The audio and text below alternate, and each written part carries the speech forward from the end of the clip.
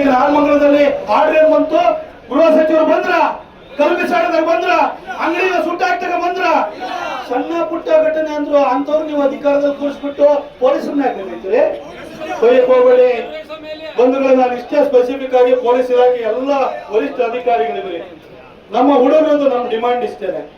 ಅಲ್ಲಿ ಪ್ರೊಸೆಷನ್ ಹೋಗ್ತಾ ಇರ್ಬೇಕಾದ್ರೆ ಕಲ್ಲು ಬಿಸಾಡಿದ್ರಲ್ಲ, ನೀವು ಮುಂಜಾಗ್ರತಾ ಕ್ರಮ ಕೈಗೊಂಡಿದ್ರೆ ಆದ್ರೂ ಮಸೀದಿ ಒಳಗಡೆ ಜಪ್ತಿ ಮಾಡಕ್ಕೆ ಸಿದ್ದರಾಮಣ್ಣ ಬಿಡಲ್ಲ, ನಮ್ಗೆ ಗೊತ್ತು. ಪೊಲೀಸ್ ಇಲಾಖೆಯವರು ನಮಗೆ ಸ್ಪಷ್ಟವಾಗಿ ಭರವಸೆ ಕೊಡಬೇಕು. ಆ ಮಸೀದಿ ಒಳಗಡೆ ಕಲ್ಲು ಹೆಂಗ್ ಹೋಯ್ತು, ತಂದವನು ಯಾವನು, ಆ ಮುಲ್ಲ ಯಾವನವನು, ಅರೆಸ್ಟ್ ಆಗಬೇಕು. ಆ ಕಲ್ಲು ಬಿಸಾಡಿದವರು ಅರೆಸ್ಟ್ ಆಗಬೇಕು. ಹಾಗೆ ನಮ್ಮಲ್ಲಿ ನಮ್ಮ ಹೆಣ್ಮಕ್ಳು ಬಂದು ಪ್ರೊಟೆಸ್ಟಿಗೆ ಬಂದ್ರೆ ಅಲ್ಲಿ ಒಬ್ಬ ಹೆಣ್ಮಕ್ಳು